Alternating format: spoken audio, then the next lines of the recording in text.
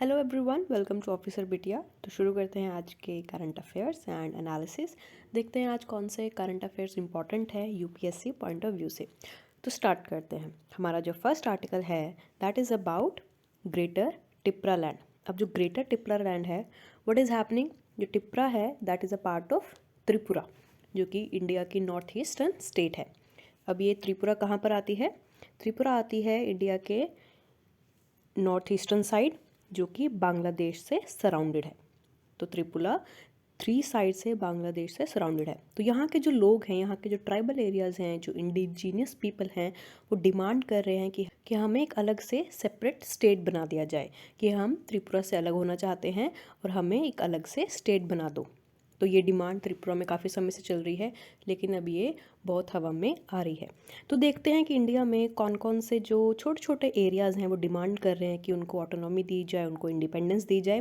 तो यहाँ पर मैप दिया गया है, आप देख सकते हो मैप में कि कौन कौन से स्टेट्स हैं डिमांड्स कर रहे हैं खुद को सेपरेट स्टेट इस्टेब्लिश करने में। यहाँ पर है विदर्भा, जो कि महाराष्ट्र का पार्ट है, बुंदेलखंड है, गोरखालैंड है, पूर्वांचल है, बोडोलैंड है, टिप्रा लैंड है, कार्बी लैंडो है, कुकी लैंड है। तो यहाँ पर दिया गया है कौन कौन से जो एरियाज़ हैं, कौन कौन से जो लोग हैं, जो इंडिजिनस ट्राइब्स हैं, वो डिमांड कर रहे हैं कि हमें इंडिया में रहकर एक अलग स्टेटहुड दे दिया जाए। क्यों डिमांड कर रहे हैं कि अलग स्टेटहुड हमें दे दिया जाए, एक अलग स्टेटस दे दिया जाए? क्योंकि क्या होता है, जब अगर कोई भी स्टेट है उसके अंदर मेजॉरिटी जब माइनॉरिटी के ऊपर रूल करने लगती है, तब माइनॉरिटी की जो आइडेंटिटी है वो सप्रेस होने लगती है। जब आइडेंटिटी सप्रेस होती है तो इस केस में जो इंडिजीनियस लोग हैं, जो कि काफ़ी समय से वहाँ पर रह रहे होते हैं, उनको लगता है कि हमारी अब वैल्यू कम हो गई है, अब हमें चाहे वो लेजिस्लेटिव काउंसिल हो या स्टेट हो, रिप्रेजेंटेशन गवर्नमेंट में नहीं मिलता। तो इसी तरीके से वो चाहते हैं कि अगर हम अपने हक की आवाज़ उठाएं, अपने लिए अलग से सेपरेट स्टेट बनाएं, तो हमें लोग एक तरह से एक्सेप्ट करेंगे, हमारी जो आइडेंटिटी है उसको स्वीकार करेंगे। अब इशू देखते हैं कि एक्चुअली में शुरू कहाँ से हुआ था। ये त्रिपुरा है, that is surrounded by Bangladesh from 3 side. Tripura एक ऐसी ट्राइबल स्टेट है, वहाँ पर हमारी जो नॉर्थ ईस्टर्न स्टेट है बेसिकली सारी ट्राइबल ही स्टेट्स हैं। तो यहाँ पर 19 स्केड्यूल्ड ट्राइब्स रहती हैं।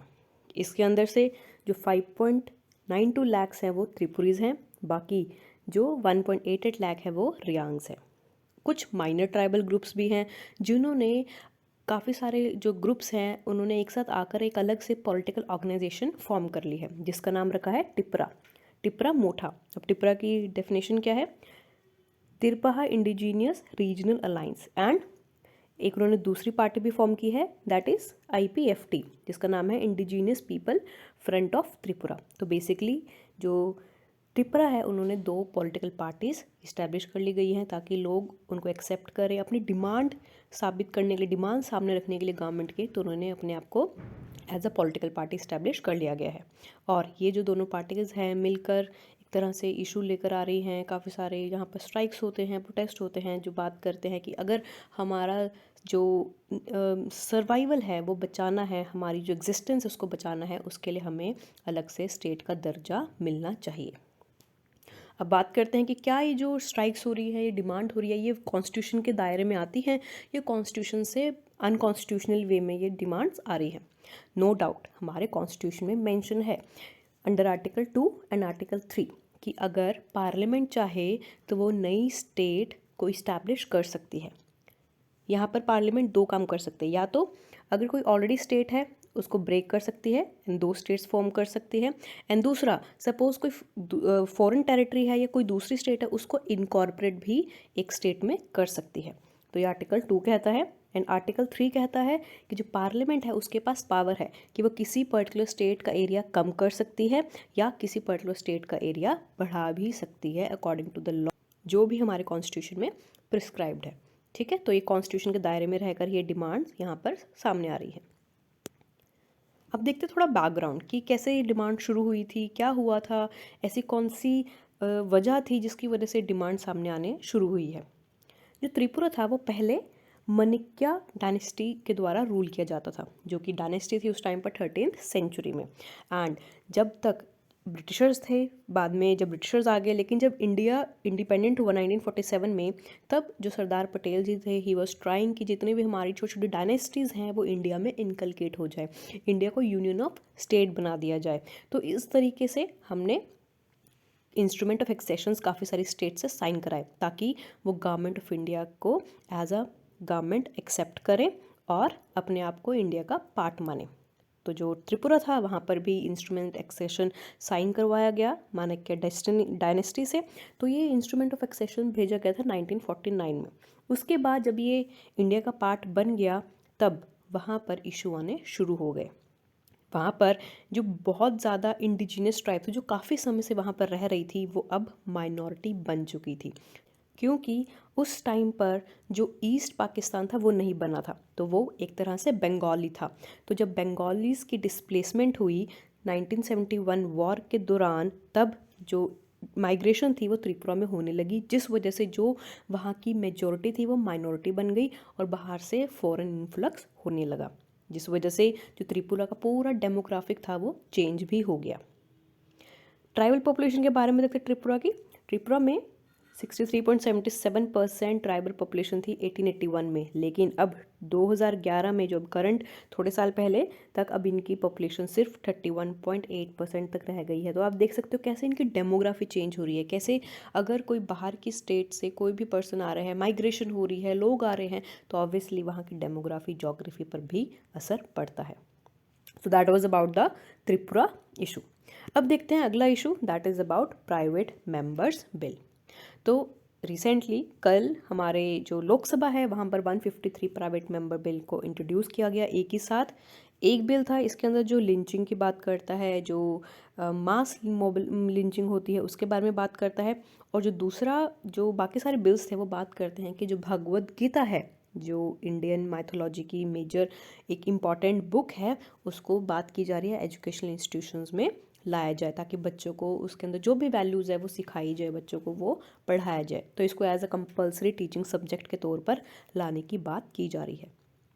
तो ये था प्राइवेट मेंबर बिल किसके रिगार्डिंग आया है। अब देखते हैं कि प्राइवेट मेंबर होता कौन है। प्राइवेट मेंबर नाम से ही पता चल रहा है, जिसके पास मिनिस्ट्री नहीं है, जो कि मिनिस्टर नहीं है, लेकिन वो एमपी है, तभी वो मेंबर ऑफ पार्लियामेंट रहेगा, तभी उसके पास राइट होगा कि वो लोकसभा में अपना जो बिल है प्राइवेट मेंबर बिल वो पेश कर सके। क्लियर।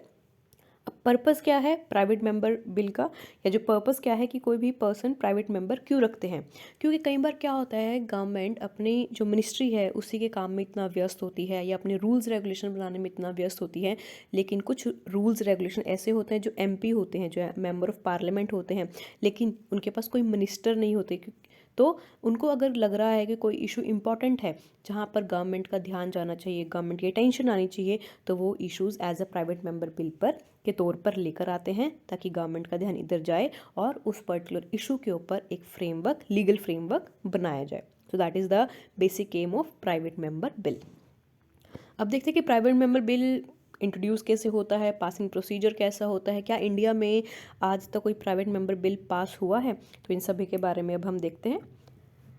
जो प्राइवेट मेंबर बिल होता है, इसको डिसाइड कौन करता है कि प्राइवेट मेंबर बिल है, इसको जो प्रिजाइडिंग ऑफिसर्स होते हैं वो डिसाइड करते हैं। लोकसभा में प्रिजाइडिंग ऑफिसर होता है स्पीकर, राज्यसभा में प्रिजाइडिंग ऑफिसर होता है चेयरमैन।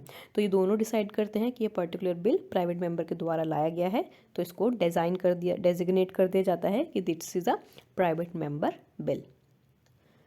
अब कई बार ऐसा होता है, बाय चांस अगर प्राइवेट मेंबर का जो बिल है वो रिजेक्ट हो जाए, पास ना हो जाए, तो इसका मतलब ये नहीं कि वो गवर्नमेंट का जो कॉन्फिडेंस है, मेजॉरिटी है, उसके ऊपर क्वेश्चन मार्क आएगा कि क्या गवर्नमेंट की मेजॉरिटी प्रूव नहीं हो रहा अगर ये बिल रिजेक्ट हो गया। नो, प्राइवेट मेंबर बिल का गवर्नमेंट की मेजॉरिटी के ऊपर कोई भी इफेक्ट नहीं आएगा। जैसे कि नो कॉन्फिडेंस होता है, जो कि गवर्नमेंट का मेजॉरिटी के बेसिस पर ही होता है। अगर गवर्नमेंट मेजॉरिटी में है, अगर बाई चांस गवर्नमेंट मेजोरिटी में नहीं है, तो नॉन कॉन्फिडेंस मोशन लाया जाता है ताकि गवर्नमेंट को वहाँ से हटा दिया जाए।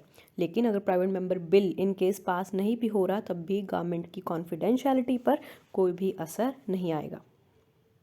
प्राइवेट मेंबर बिल आपका लोकसभा में भी पास हो सकता है और राज्यसभा में भी लाया जा सकता है। इंट्रोड्यूस इन दोनों हाउसेज में कहीं पर भी किया जा सकता है, लेकिन इंट्रोड्यूस करने से पहले 1 महीने का नोटिस जो प्रेजाइडिंग ऑफिसर है उनको देना चाहिए।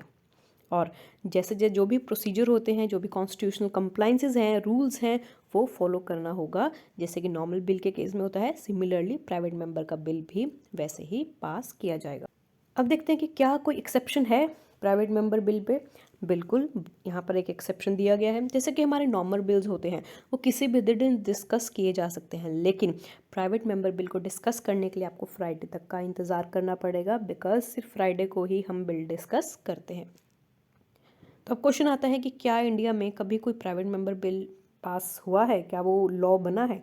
बने हैं, बिल्कुल बने हैं।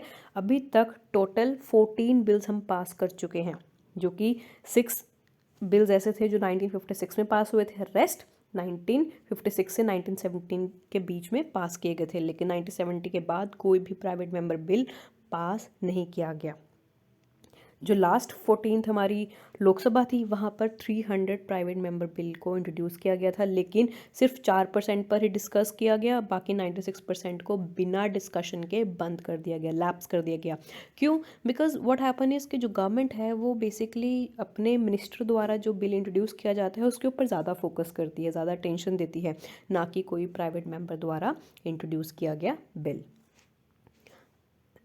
Alright, so that was about this private member bill. Next article is about bill to amend preamble. तो अभी रिसेंटली जो हमारे राज्यसभा के डिप्टी चेयरमैन है हरिवंश नारायण सिंह, उन्होंने स्टक डाउन कर दिया कि अगर ये जो बिल इंट्रोड्यूस किया गया था बिल टू अमेंड प्रेम्बल, की हमारा प्रेम्बल को अमेंड करना चाहिए, उन्होंने ये खारिज कर दिया, ये इसको हटा दिया, क्योंकि ये प्राइवेट मेंबर के द्वारा पास किया गया था, इंट्रोड्यूस किया गया था। तो अब हम देखते हैं कि प्राइवेट मेंबर ने को ऐसी क्या ज़रूरत पड़ी कि उन्होंने सोचा कि प्रियम्बल को अमेंड किया जाए। Preamble, that is the most important document, that is the identity card of our constitution, that holds values, that holds the summary of our constitution। ये कितना important document है जिसको हम कभी भी अमेंड करने के बारे में नहीं सोच सकते। अभी तक सिर्फ हमारा प्रेम्बल एक ही बार अमेंड किया गया है। तो देखते हैं कि प्राइवेट मेंबर बिल जो पर्सन थे जिन्होंने ये बिल इंट्रोड्यूस किया, कि उन्होंने क्या सोचकर इस बिल में अमेंडमेंट की बात की गई। कुछ इन्होंने वैल्यूज़ को चेंज करने की बात की है, कुछ एडिशन करने की बात की है। जैसे कि ये जो बिल था प्रेम्बल का जो इन्होंने इंट्रोड्यूस किया था उसका नाम था कॉन्स्टिट्यूशनल अमेंडमेंट बिल 2021। इसके अंदर उन्होंने कुछ वर्ड्स को चेंज करने की बात की, जैसे कि equality of status and opportunity जो हमारे प्रियम्बल में गिवन है, इन्होंने कहा इसको बदलना चाहिए equality of status and opportunity to be born, to be fed, to be educated, to get a job, to be treated with dignity. कि आप सिर्फ इक्वालिटी स्टेटस में ही या अपॉर्चुनिटी में मत दो, बल्कि उसको कैसे एजुकेशन मिलनी चाहिए, कैसे जॉब मिलनी चाहिए, कैसे डिग्निटी में उसको ट्रीट होना चाहिए, इन सब पर भी आपको इक्वालिटी मिलनी चाहिए। तो उन्होंने यहाँ पर ये वर्ड्स ऐड करने की बात की थी। नेक्स्ट उन्होंने कहा था कि जो वर्ड सोशलिस्ट है उसको आप इक्विटेबल से रिप्लेस कर दो, कि हमारा जो कॉन्स्टिट्यूशन है that is a socialist constitution, जहाँ पर हम समाज के बारे में, सोसाइटी के बारे में बात करते हैं। तो वो कहते हैं कि ठीक है, लेकिन आप इसको इक्विटेबल बना दो, कि सबके लिए इक्वल कर दो, रूल्स रेगुलेशन सबके लिए समान कर दो। थर्ड इन्होंने कौन सा एडिशन बताया है? उन्होंने कहा है कि access to information technology and happiness को भी इनकलकेट कर दो as an main objective of our preamble. कि प्रियम्बल का ऑब्जेक्टिव सिर्फ इक्वालिटी, जस्टिस, फ्रेटर्निटी नहीं होना चाहिए, उसमें access to information technology and happiness भी होना चाहिए। तो इन्होंने एक तरह से काफ़ी चेंजेस लाने की बात की। ये आप अगर मेंस का आंसर लिख रहे हो, प्रियम्बल के ऊपर कोई क्वेश्चन आ रहा है, तो आप उसमें डाल सकते हो कि क्या हम प्रियम्बल को इम्प्रूव, डायरेक्टली यूपीएससी नहीं पूछेगी कि हम प्रियम्बल को अमेंड कर सकते हैं, because that is a part of our basic structure doctrine. तो प्रियम्बल ईजिली अमेंड नहीं किया जा सकता।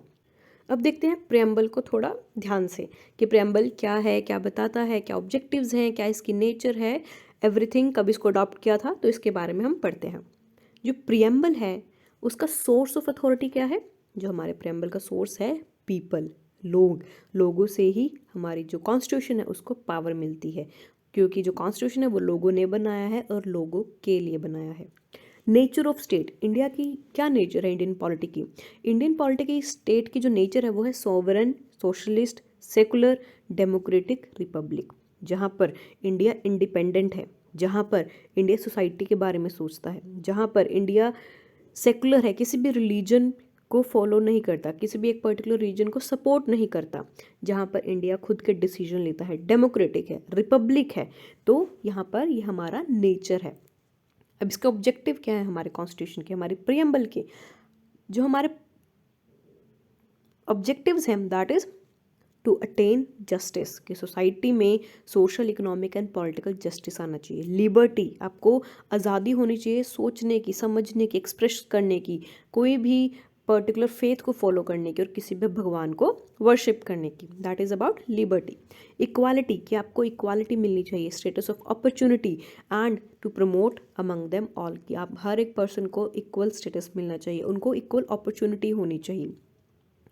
फ्रेटर्निटी, जहाँ पर हम भाईचारा की बात करते हैं, कि assuring the dignity of the individual and unity and integrity of the nation, जहाँ पर हम लोगों में भाईचारा, कोर्डियल रिलेशन बनाने की भी बात करते हैं। तो हमारा कॉन्स्टिट्यूशन अडॉप्ट कब किया गया था? हमारा कॉन्स्टिट्यूशन अडॉप्ट हुआ था 26 नवंबर 1949 को।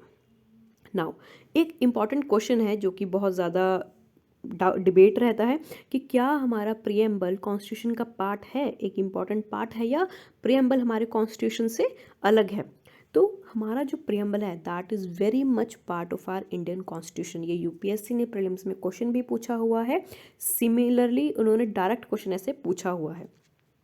तो प्रियम्बल हमारे कॉन्स्टिट्यूशन का एक अहम पार्ट है, आइडेंटिटी कार्ड है, समरी है, तो it is a very important document.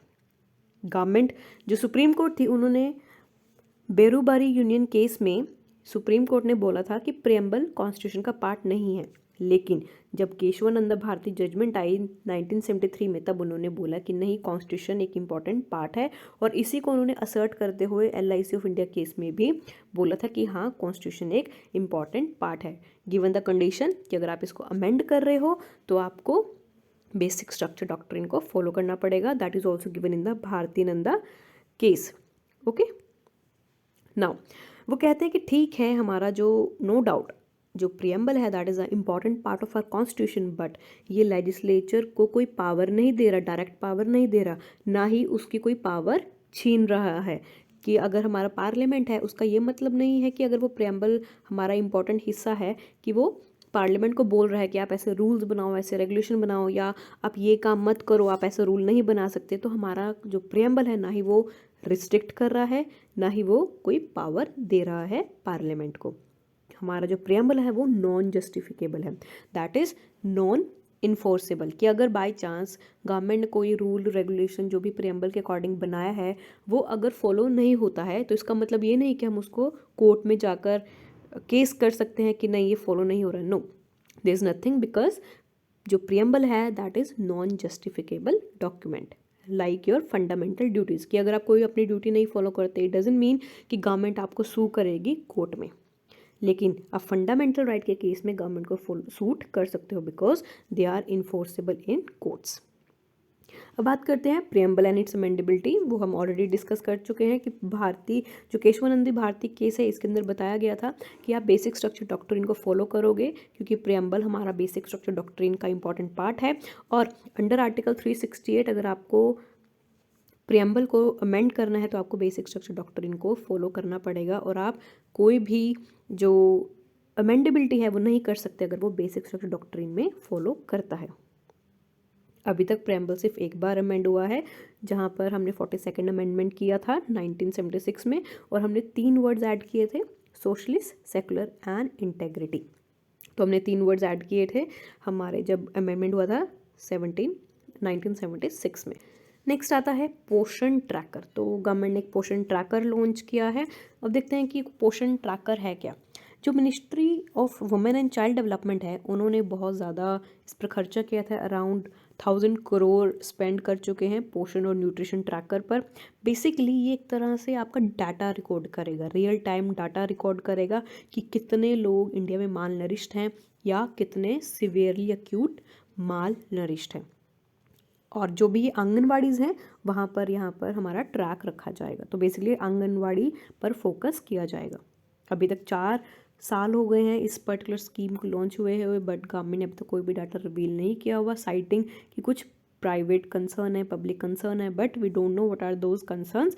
But the thing is कि गवर्नमेंट इज़ ट्राइंग कि उन्होंने पोषण ट्रैकर लॉन्च किया है ताकि हम ट्रैक कर सकें कि इंडिया में माल न्यूट्रिशन कितना हो रहा है बच्चों में। जो पोषण ट्रैकर है इसका एक और नाम भी है, that is ICDS-CAS, that is integrated child development services common application software. इसका मेन एम यही है कि हमें ट्रैक करना है जो भी सर्विसेज है आंगनबाड़ी प्रोवाइड कर रहे हैं कि वो सही से कर रहे हैं, कि जो चिल्ड्रन है या मदर है उन तक कोई भी जो स्कीम हम दे रहे हैं, कोई भी सर्विसेज हम दे रहे हैं वो उन तक पहुंच रहे हैं कि नहीं। ऑल्सो यहाँ पर न्यूट्रिशनल मैनेजमेंट की भी बात हो रही है। जो ये रियल टाइम मॉनिटरिंग सिस्टम है पोषण ट्रैकर, ये एक तरह से पोषण अभियान का ही इम्पॉर्टेंट पार्ट है और पोषण अभियान को हम न्यूट्रिशन मिशन भी बोलते हैं। गवर्नमेंट जो UPSC है उसने ऑलरेडी पोषण अभियान पर एक क्वेश्चन पूछा था जहाँ पर काफ़ी सारा जो डाटा था कि कितने लोग स्टंटिंग है, कितने जो चिल्ड्रन माल न्यूट्रिशन है, तो बेसिकली एक तरह से घुमा फिरा के उन्होंने इस पर एक क्वेश्चन पूछा हुआ है। तो this scheme is very important because UPSC has a chance of repeating the question also. अभी स्कीम के बारे में देखते हैं, व्हाट इज़ अबाउट पोषण अभियान।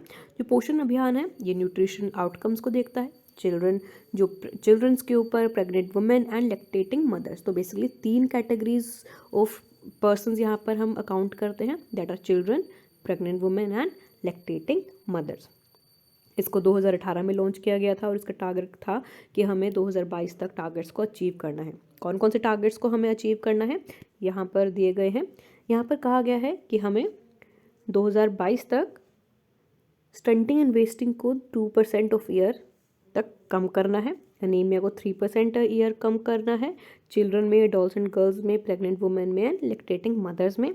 जो टारगेट है मिशन का वो ये है कि हमें स्टंटिंग जो ग्रोथ होती है कि जितनी एज है उससे कम ग्रोथ हो रही है बच्चों की, उस पर भी ध्यान देना है। यहाँ पर स्पेसिफिकली एक टारगेट ग्रुप दिया गया है ऑफ 0 to 6 ईयर्स, जहाँ पर हम 38.4% से 25% तक लेके आने की बात कर रहे हैं स्टंटिंग के नंबर्स को। तो यहाँ पर काफ़ी ज़्यादा हमने टारगेट्स दिए गए हैं जो कि अचीवेबल भी हैं अगर हम अच्छे से काम कर रहे हैं।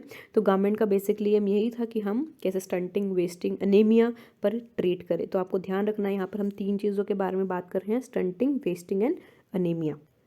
अब रियलिटी चेक देखते हैं कि कितना डाटा एक्चुअल में हमने अचीव किया है, क्या हमारी जो सिचुएशन है वो स्टैंडर्ड से मीट हो रही है कि नहीं।